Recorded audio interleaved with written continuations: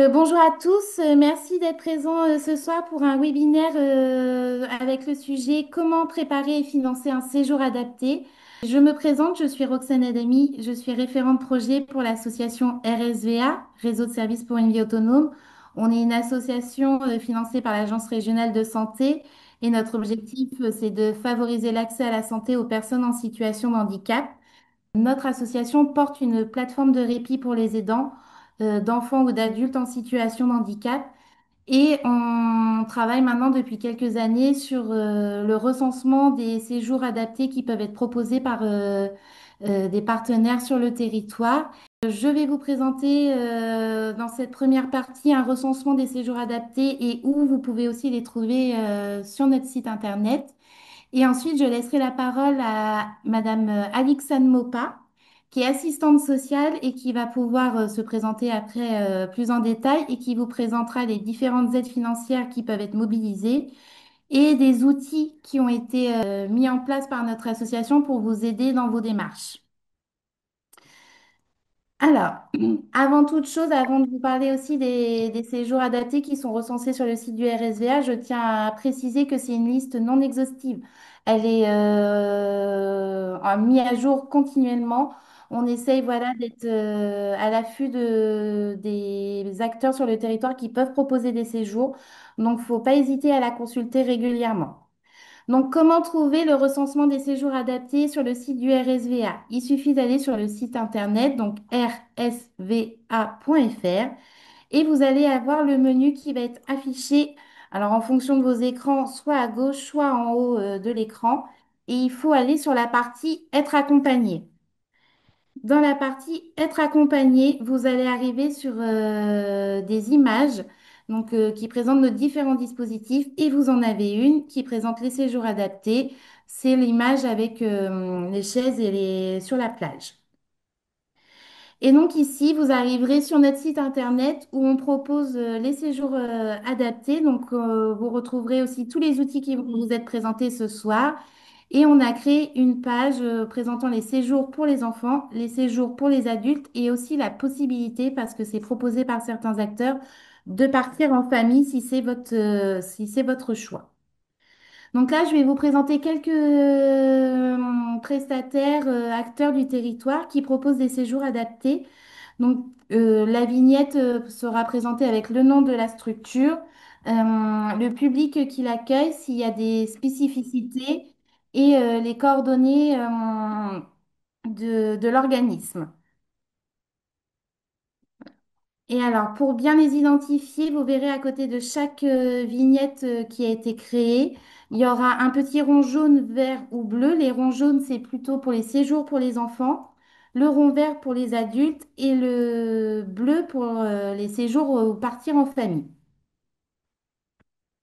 Donc, une des premières associations qu'on tenait à vous présenter ce soir, c'est l'association J'interviendrai, séjour et accueil pour autistes. Alors, le public qui est plutôt accueilli, c'est tous les enfants et adolescents à partir de 6 ans ayant des troubles du spectre de l'autisme ou des troubles du comportement ou encore un handicap psychique. Les séjours qui sont proposés, c'est vraiment des microstructures qui accueillent 6 à 10 jeunes pour être au plus proche et des besoins des enfants lors du séjour. Vous pouvez les contacter via les numéros qui sont indiqués ou via l'adresse mail. Le siège social, pardon, est en région parisienne, mais il propose des séjours sur la région de Falaise dans le Calvados. Ensuite, vous avez l'association Éclaireuses et Éclaireurs de France. Ils proposent plutôt des séjours auprès de jeunes de 6 pardon, à 17 ans, plutôt présentant des troubles du comportement sans déficience intellectuelle associée. Ces séjours d'accueil sont organisés dans le cadre d'un accueil adapté mais non spécialisé parce que c'est pas le public qu'ils ont l'habitude d'accueillir. Et la conception du séjour s'organise en fonction des besoins du public accueilli.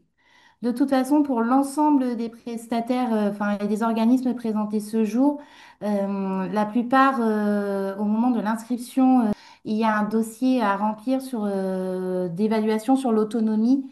Et en plus, il y a une rencontre avec la famille. La plupart des acteurs qui sont présentés ce soir, ont le même fonctionnement. Ensuite, sur le Calvados, vous avez aussi les Francas du Calvados qui proposent des séjours de vacances aux enfants et adolescents de 3 à 17 ans avec et sans handicap. Ils sont plutôt sur vraiment de l'inclusion et l'idée de pouvoir partir tous ensemble voilà, en séjour. Donc là, on n'a pas eu forcément d'informations sur le niveau d'accès en termes d'autonomie. Mais pareil, hein, comme je le disais précédemment, l'idée, c'est de pouvoir vous rencontrer et de faire au mieux pour que le séjour se passe dans les meilleures conditions. Nous allons passer maintenant aux PEP de la Manche. Donc les PEP de la Manche proposent pardon, des séjours adaptés, mais aussi des week-ends. Donc ça, c'est quelque chose aussi que parfois vous pouvez peut-être chercher pour des enfants et adolescents de 6 à 18 ans. Là, il n'y a pas de spécificité au niveau du handicap de l'enfant. L'autonomie est évaluée, comme je vous disais, selon le dossier de renseignement et Madame Gir, la coordinatrice de projet Vacances Handicap, rencontre l'ensemble des familles en amont sur des rencontres individuelles pour pouvoir proposer le séjour qui sera le plus adapté à l'enfant en fonction de son handicap et de son autonomie. Les PEP de la Seine-Maritime, eux, proposent pareil des séjours aussi pour les enfants et adolescents, donc là de 9 ans à 17 ans. Pareil, pas de spécificité au niveau du handicap. Alors eux, ils ont un critère supplémentaire, c'est qu'ils favorisent le départ en vacances des enfants de la Seine-Maritime et quelle que soit leur situation. Et eux, ils proposent deux choses, soit en séjour partagé, où là, l'idée, c'est aussi de partir avec les frères et sœurs et la famille, ou des séjours répit pour que vous puissiez prendre du temps pour vous. Donc là, vous trouverez aussi les coordonnées du coordinateur des séjours des PEP de la Seine-Maritime. L'Union française des colonies de vacances, donc l'UFCV, qui est un organisme national, donc lui propose des séjours aussi bien pour les adultes que pour les enfants en situation de handicap, plutôt avec une déficience intellectuelle. Les séjours sont adaptés à tous les niveaux d'autonomie et il propose aussi de l'inclusion en séjour ordinaire parce que c'est quelque chose qui est quand même relativement demandé par les familles aussi. Et il propose aussi évasion handicap famille, c'est-à-dire de partir vous et votre enfant ou enfant adulte en séjour adapté pour vous et pour votre enfant. Alors, Centre de loisirs de Basse-Normandie, lui propose, vous voyez, on a changé de vignette, nous sommes maintenant sur les séjours pour adultes, propose des séjours adaptés pour adolescents ou adolescents, adultes en situation de handicap mental avec, et troubles associés. Et pareil que l'ensemble des organismes précédents, hein, les séjours sont en fonction de l'autonomie de la personne.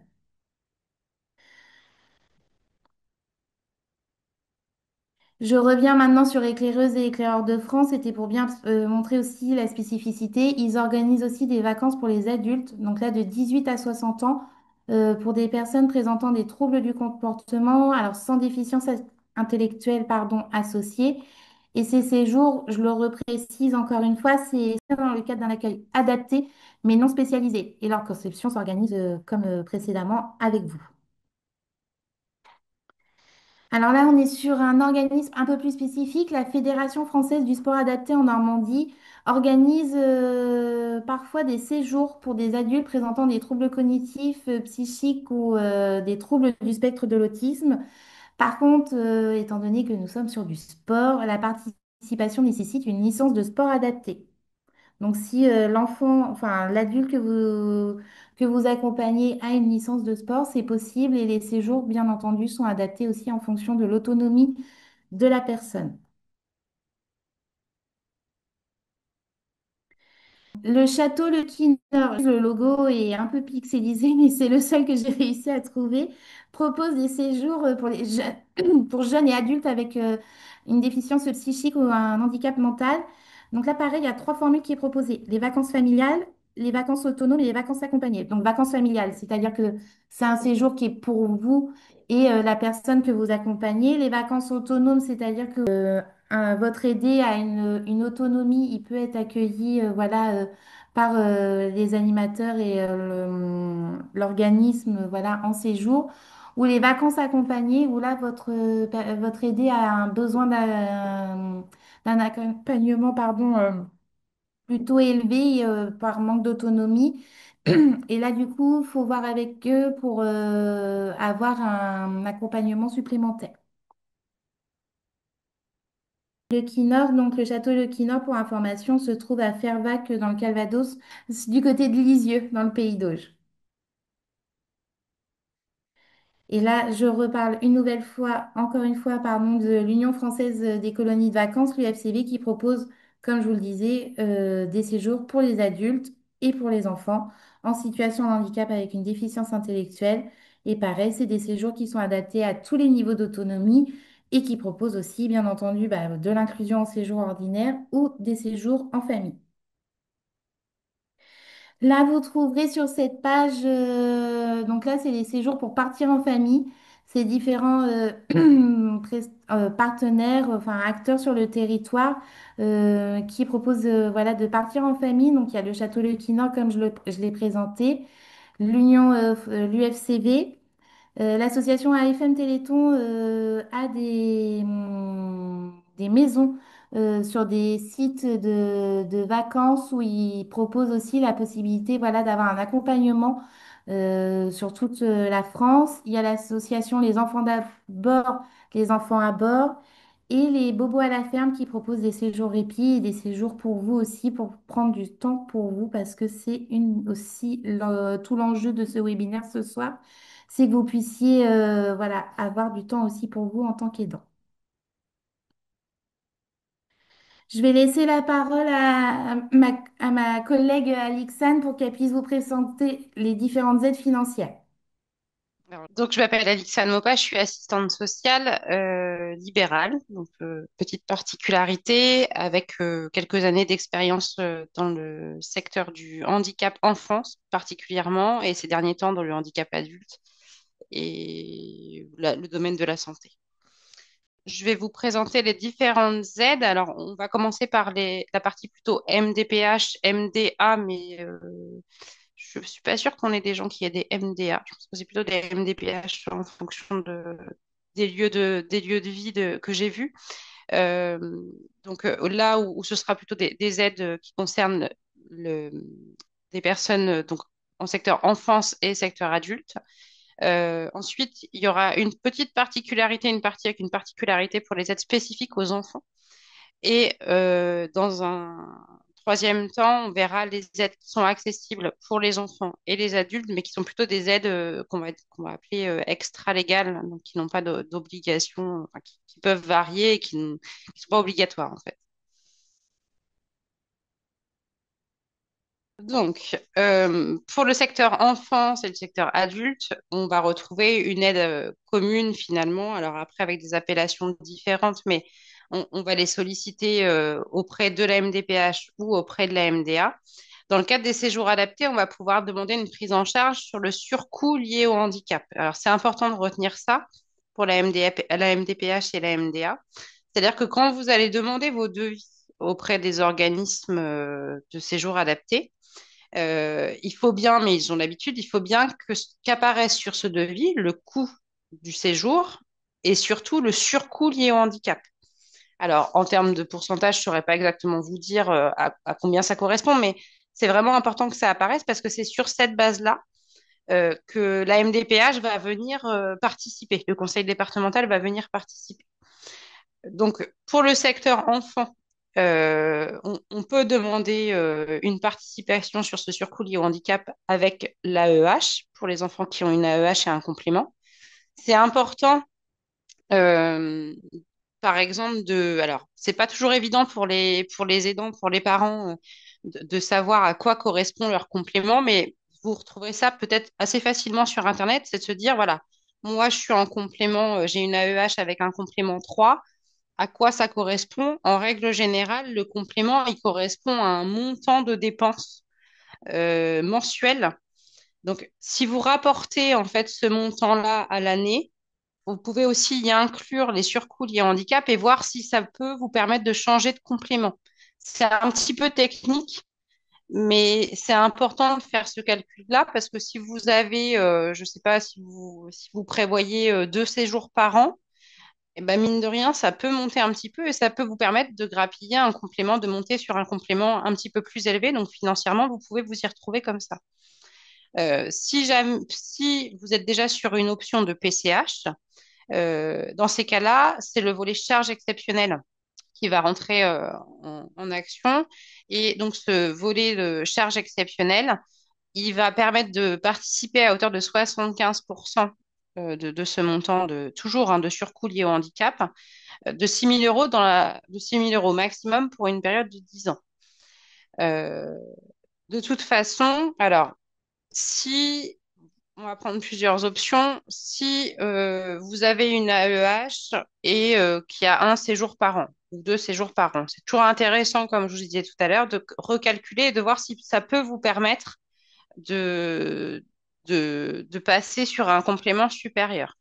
Si jamais c'est le premier séjour, qu'il y a déjà une PCH ouverte, donc pour l'adulte ou l'enfant, là en l'occurrence pour la PCH, ça fonctionne aussi pour l'adulte. S'il y a déjà une PCH d'ouverte, mais pas une PCH charge exceptionnelle, ça va être nécessaire de refaire une nouvelle demande. Deux possibilités. Soit vous avez déjà un dossier en cours d'instruction auprès de la MDPH ou de la MDA. Dans ces cas-là, vous pouvez faire un courrier avec le devis qui stipule bien le surcoût lié au handicap et vous demandez à ce que soit rajoutée cette demande à l'instruction du dossier qui est déjà en cours. Si vous n'avez pas de dossier en cours, ce qui est de plus en plus le cas ces derniers temps, puisqu'ils ont rallongé les délais de droit, dans ces cas-là, c'est nécessaire de redéposer un nouveau dossier, une nouvelle demande avec le certificat médical, avec le CERFA, comme vous connaissez, vous avez certainement déjà à compléter. Donc, on va le voir après sur les slides suivantes. Sur la slide suivante, normalement, on vous a mis un exemple de courrier pour pouvoir rajouter la demande. Voilà, donc c'est ce que je vous expliquais. Je suis allée un petit peu vite, mais c'est ce que je vous expliquais. Voilà. Et donc là, une demande d'instruction de PCH charge exceptionnelle, où vous devez bien sûr accompagner du devis, hein. Ça, c'est impératif. Il vous faut le devis et c'est là-dessus que la MDPH ou la MDA c'est là-dessus qu'ils vont se baser pour donner le droit, pour ouvrir le droit. Si c'est la première demande de PCH, voilà. Si c'est la première demande de PCH, alors de plus en plus maintenant ça se fait avec des dépôts en ligne. Les dépôts, on utilise de moins en moins les dépôts en papier. Mais c'est des questions que vous allez de toute façon retrouver. Systématiquement, on va vous demander s'il y a des frais liés au handicap. C'est là-dedans qu'il faut que vous inscriviez le montant du séjour adapté, enfin surtout du surcoût lié au handicap. Donc, dans les frais engagés, vous pouvez mettre séjour adapté. La fréquence, vous pouvez mettre ponctuel. Le montant, c'est le montant des surcoûts liés au handicap. Alors, vous pouvez le préciser, hein, c'est des cases, mais on peut se rajouter des cases, des fois c'est bien. Et le montant remboursé, la plupart du temps, il n'y en a pas. En tout cas, au moment où vous faites la demande auprès de la MDPH ou de la MDA, il y a zéro prise en charge. Donc, il faut vraiment que vous mettiez le montant global du surcoût lié au handicap. Vous pouvez détailler et expliquer dans le projet de vie, même si, alors, ça c'est tout nouveau, je ne sais pas s'ils vont le rectifier, mais ils ont fait une mise à jour là sur le site national pour le dépôt des demandes MDPH et la partie vie quotidienne et explication du projet de vie a disparu, ce qui est quand même un petit peu embêtant. Voilà, bon, après, c'est d'hier, hein, la mise à jour du site, donc je pense qu'ils vont rectifier les choses, du moins je l'espère. Mais c'est là-dessus que vous pouvez expliquer le projet, en quoi c'est important d'avoir un séjour adapté. Alors, vous pouvez l'argumenter en disant que c'est important pour vous d'avoir du répit, c'est important aussi pour votre enfant ou pour l'adulte que vous accompagnez d'avoir des expériences aussi autres que chez vous. Voilà, c'est important pour tout le monde, donc vous pouvez l'argumenter comme ça. À la fin, vous présentez les demandes, vous émettez vos demandes. Donc pour le secteur enfant, donc c'est plutôt en partie haute du formulaire papier. Ce que je vous conseille pour un enfant, si vous devez faire une nouvelle demande, moi je vous conseille de cocher la partie AEH et la PCH. Dans l'idée, c'est que le droit, il soit étudié pour les deux et que vous ayez la possibilité de choisir. Il y aura deux propositions de fait, cette possibilité de pouvoir choisir ce qui est le plus avantageux pour vous. Normalement, ils doivent vous éditer les deux propositions, à vous de voir, et quitte à vous faire aider hein, à ce moment-là, parce que c'est pas toujours très lisible, de vous faire aider et de voir ce qui est le plus avantageux pour vous à court et à long terme. Pour la partie en adulte, là pour le coup, ce sera forcément de la PCH, donc il faudra cocher la case pardon, prestation de compensation du handicap qui est en bas de page. Donc ça, c'était pour la partie MDPH, MDA. Ensuite, les aides plus spécifiques aux enfants.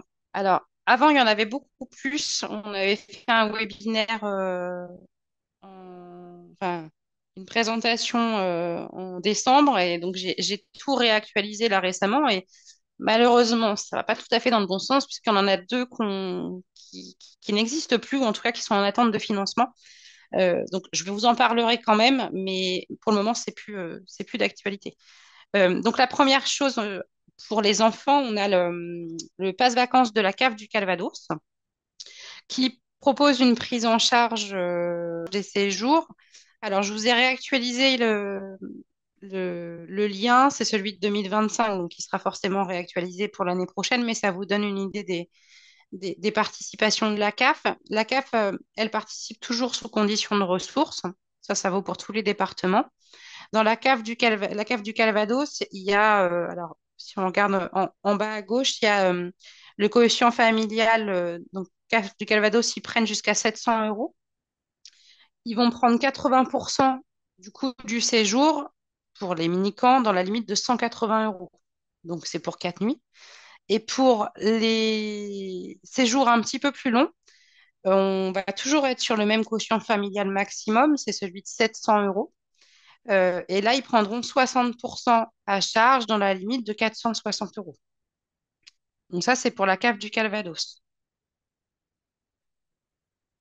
Et petite précision, je précise juste, pour la cave du Calvados, il est nécessaire de faire la demande. Mais du coup, le lien, voilà, tout est indiqué dessus. Pour la cave de la Manche et la cave de l'Orne, ça se fait automatiquement. Vous n'avez pas besoin de solliciter l'aide. Il vous envoie un mail, je crois, de mémoire, c'est au mois de février. Si vous êtes éligible, vous recevez un mail avec le montant de participation possible. Donc, pour la cave de la Manche, on va être sur un quotient familial, donc une participation en fonction du quotient familial toujours. Donc, jusqu'à 511 euros, on va être sur 16 euros par jour. Et de 511 à 620, on va être sur 14 euros par jour dans la limite de 14 jours maximum par séjour. Pour l'Orne, c'est pareil. Donc, comme je vous disais, c'est une attribution automatique avec 7 nuits maximum. Donc, on voit qu'il y a des disparités en fait. Hein. D'un département à l'autre, il y a des disparités dans l'aide attribuée. Donc, je voyais qu'il y avait quelqu'un qui était du Finistère. Bon, bah là, voilà, c'est des informations qu'on trouve assez facilement hein. Sur le site de la CAF, on trouve, on trouve les barèmes, on trouve les modalités de demande, ça se trouve assez facilement. Et donc, pour l'Orne, on va être sur un quotient familial plus élevé que sur les deux autres départements. Ils vont prendre en dessous de 1 000 euros avec un taux de prise en charge de 70% dans la limite de 600 euros par an.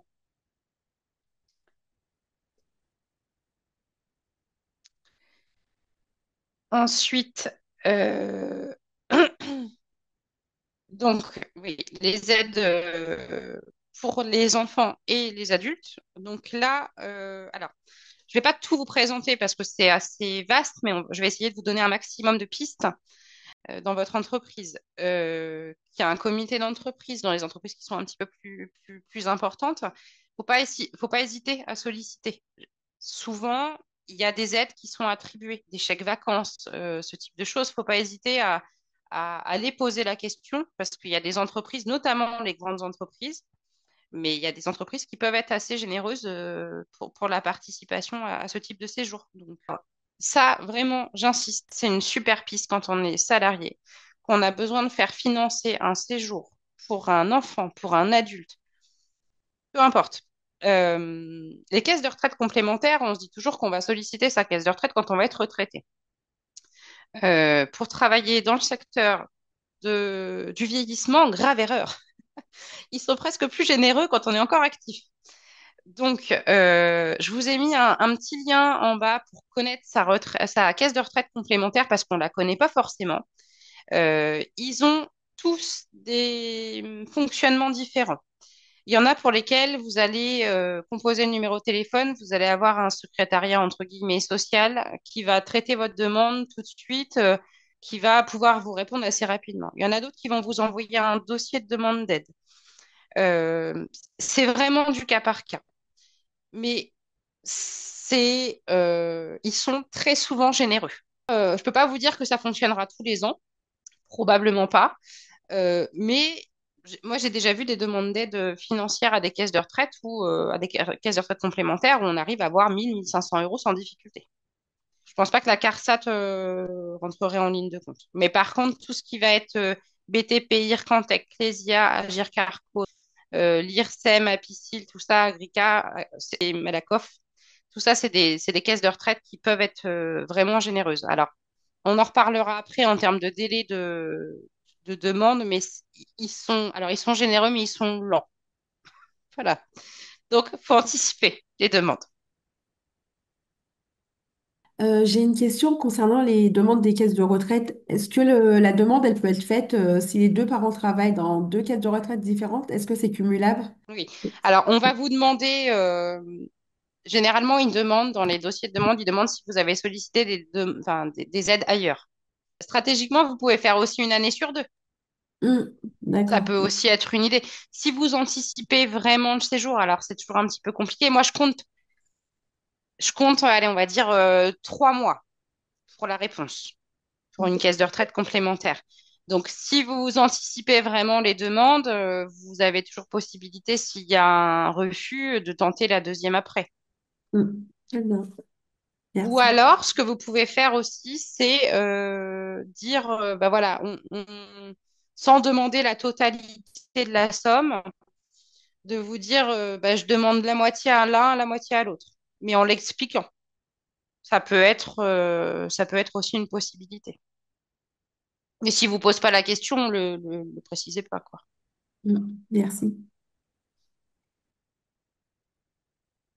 Ensuite, on a l'association des volontaires pour les personnes avec autisme. Alors, je vous l'ai mis parce que ça peut être intéressant, mais malheureusement, ils ont suspendu leurs aides pour le moment parce qu'ils avaient épuisé leur budget.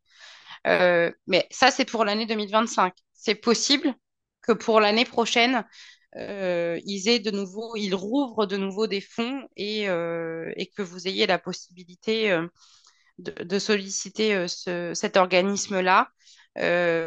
Alors, ça concerne uniquement les enfants et adultes avec un diagnostic de trouble du spectre autistique, avec le dossier donc, qui est téléchargeable là sur le lien que vous avez sur le webinaire, et à renvoyer soit par mail, soit par courrier à l'adresse. Au niveau de l'aide financière accordée, bah, faut demander et puis après voir ce que vous avez. C'est toujours un petit peu la loterie, les demandes d'aide financière. Ensuite, j'avais juste rajouté une qu'on a enlevée, enfin que j'ai enlevée parce que elle est suspendue puisque ils sont à la recherche d'un mécène. Mais une aide qui était intéressante et qu'on avait, c'était vacances au plein air. Donc, je l'ai enlevé parce qu'il y a plus de. Ils sont à la recherche d'un mécène, donc ils n'ont plus du tout d'argent, donc ils n'acceptent plus du tout les nouvelles demandes. Mais pour le coup, ils proposaient une grosse participation au séjour qui était vraiment intéressante. il fonctionnait non pas par demande d'aide financière, mais par chèque VACAF, que la plupart des organismes en fait acceptent. Donc, ça permettait de participer au financement par ce biais-là. Euh, Moi, je vous invite à aller voir sur leur site de temps en temps, quand vous allez faire vos demandes et vos recherches, à aller vérifier peut-être plus en début d'année si le dispositif a été renouvelé ou pas. Je l'ai enlevé parce que je pense que s'ils ont dit qu'ils étaient à la recherche d'un nouveau mécène et tout ça, je suis pas très très optimiste à court terme. Mais c'est quelque chose qu'il faut pouvoir garder en tête dans les années à venir parce que je pense que, ils retrouveront des fonds dans les prochaines années. Voilà. Les autres pistes, on avait aussi les aides extra-légales. Important aussi, vous pouvez vous rapprocher des associations de parents, APAUI, j'en ai pas d'autres qui me viennent en tête là, mais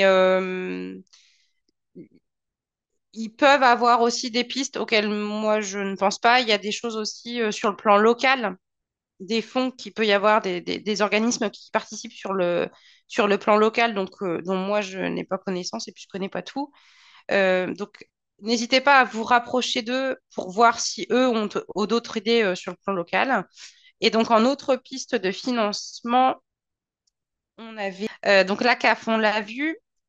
Là, ça va vraiment être des aides en fonction euh, du budget. C'est ce qu'on appelle les aides extra-légales. Il n'y a rien d'obligatoire. Ça va plutôt être sur l'évaluation d'un travailleur social. Donc, si la personne pour laquelle vous êtes aidante est en établissement, n'hésitez pas à vous rapprocher aussi de l'assistante sociale ou de l'éducateur ou de la personne qui va vous aider sur le plan administratif. Mais si vous êtes en difficulté sur le plan financier, on peut, en tant que travailleur social, instruire des demandes auprès du CCAS. Donc là, c'est la commune sur laquelle vous résidez. Auprès du conseil départemental aussi. Alors, je pense sur le secteur enfance, je vais dire un gros mot, mais c'est ce qu'on appelle, nous, dans le jargon, les enveloppes au titre de la protection de l'enfance. Alors, vous inquiétez pas, hein, il n'y a pas avoir personne qui va débarquer chez vous. C'est pas du tout ça, mais c'est des enveloppes vraiment spécifiques pour les enfants. Et puis, on perd pas de vue non plus, et là c'est vraiment en toute bienveillance que je dis ça, c'est de se dire que en fait en prenant soin de vous, en vous permettant de prendre du répit, on prend aussi soin de vos enfants.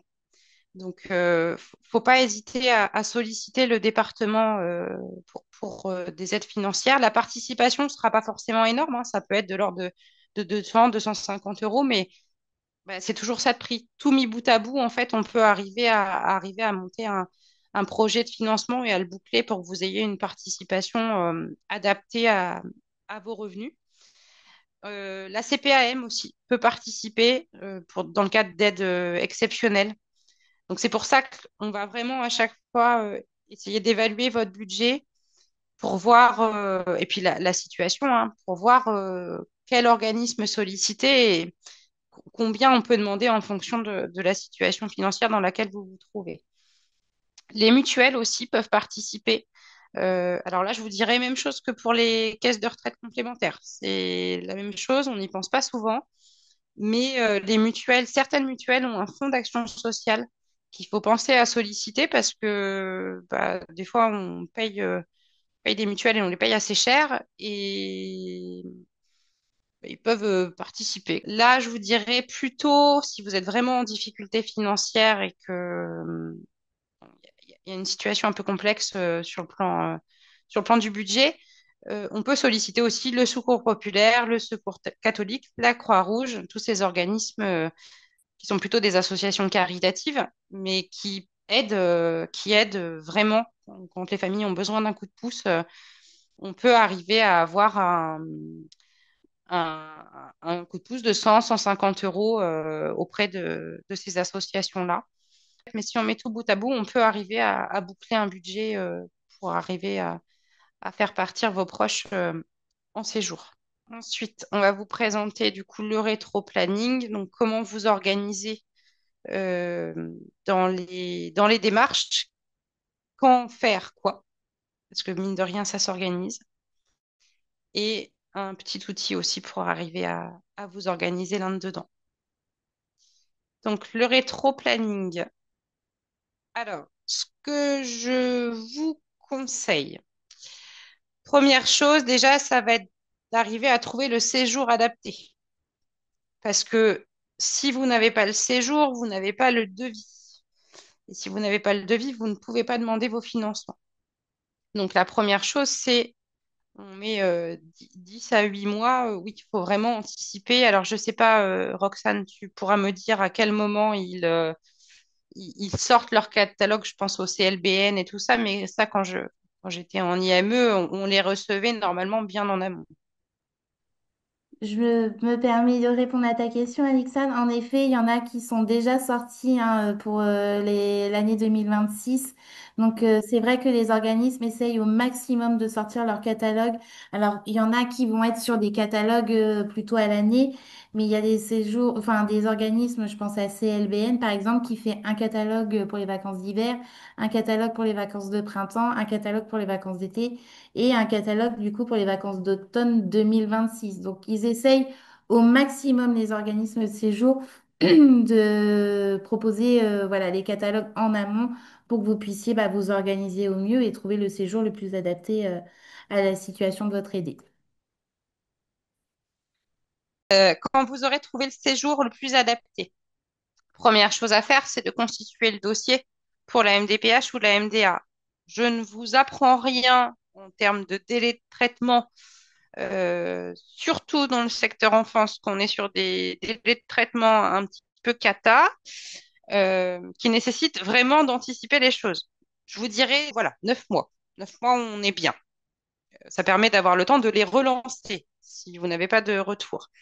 Alors, pas de panique. Si vous n'avez pas de retour avant le départ en séjour, alors c'est toujours embêtant parce que vous n'aurez pas les fonds. Mais ce qui prévaut, c'est votre date de demande. Donc, si vous n'avez pas encore le retour de la MDPH, ça ne veut pas dire que vous n'allez rien toucher. Euh, on a déjà vu faire des demandes de prise en charge de PCH euh, le 31 juillet pour un départ le 5 août. Ça, c'est déjà vu. Effectivement, on n'a pas les fonds, mais par contre, la demande reste valable. Ce qui est, et je me répète, très important, c'est par contre d'avoir toujours le surcoût lié au handicap qui apparaissent, parce que sinon, votre demande, elle peut être classée, ça peut être embêtant. 6 mois avant le début du séjour. Alors, par exemple, si on part sur les séjours de juillet, août l'année prochaine, il va falloir commencer à anticiper vos demandes auprès de la CAF, notamment pour la CAF du Calvados, puisque la CAF du Calvados, ce n'est pas automatique. Pour les autres CAF, on va être à peu près dans ces délais-là, hein, puisqu'ils envoient généralement mi-février les droits, donc ça correspond à peu près. Solliciter les CE, les comités d'entreprise, les caisses de retraite. Vous voyez, je vous disais, je compte 3 mois de délai pour les caisses de retraite.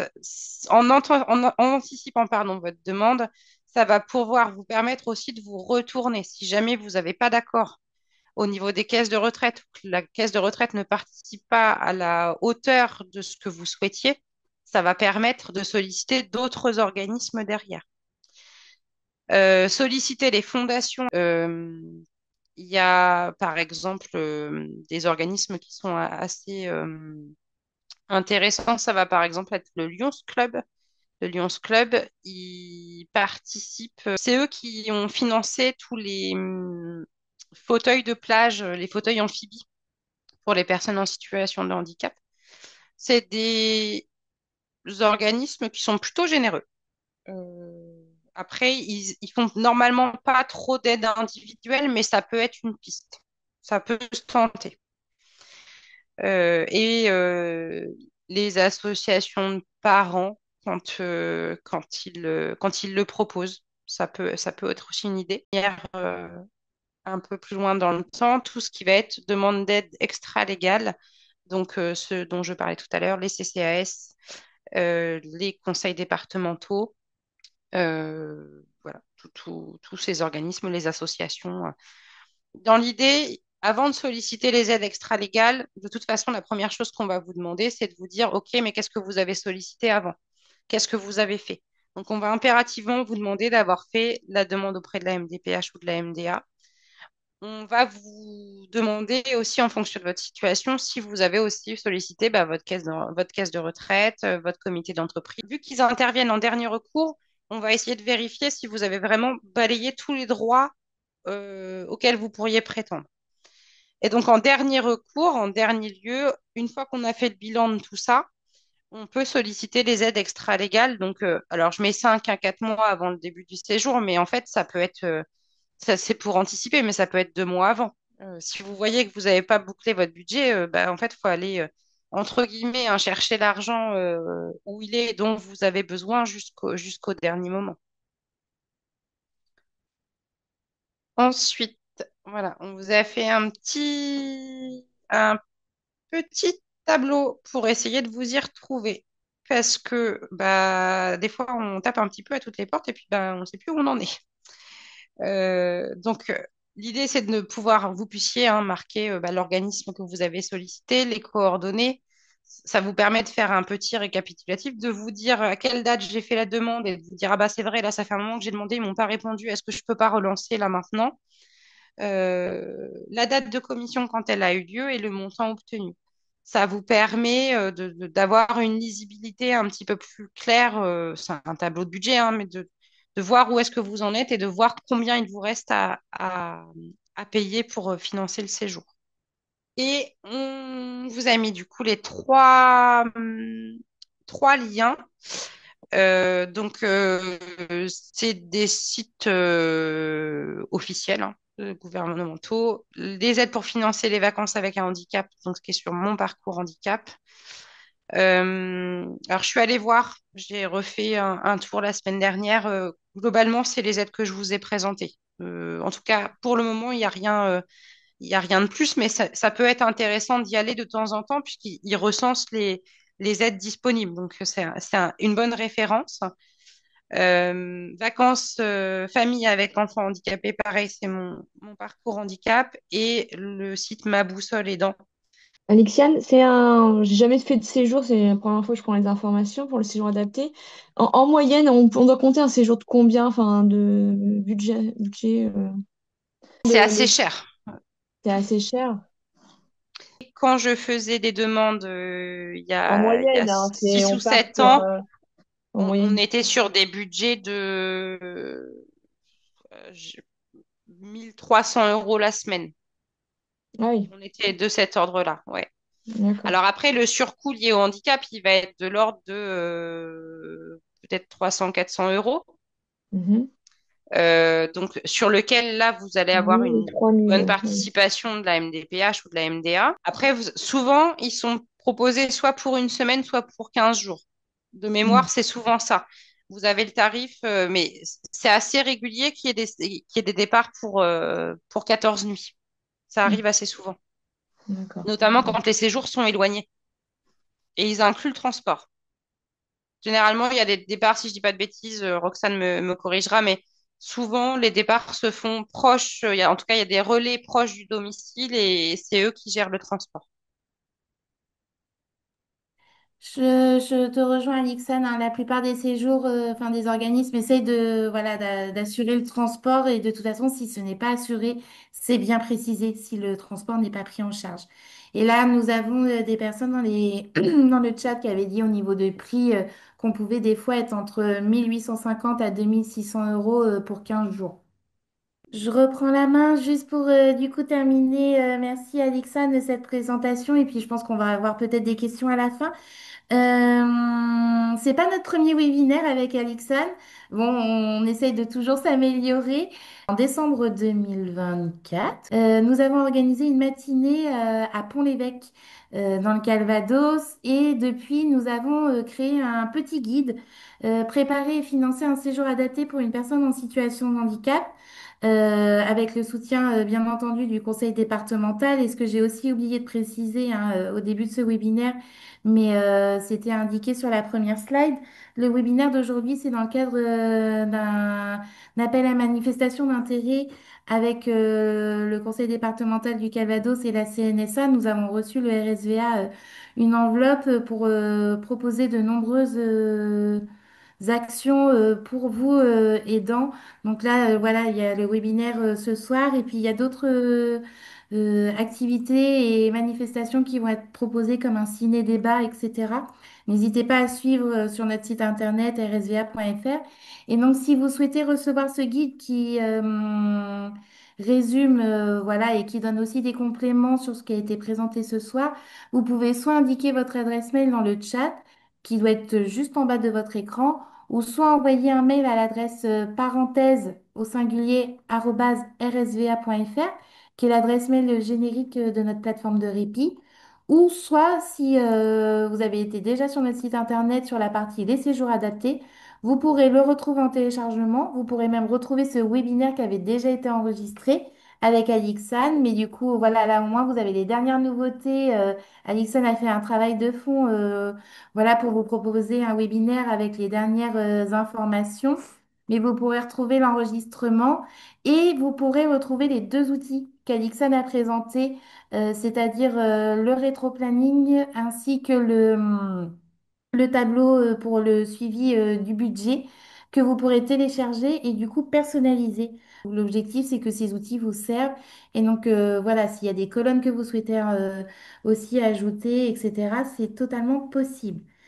Et donc, on vous remercie sincèrement d'avoir été présent ce soir.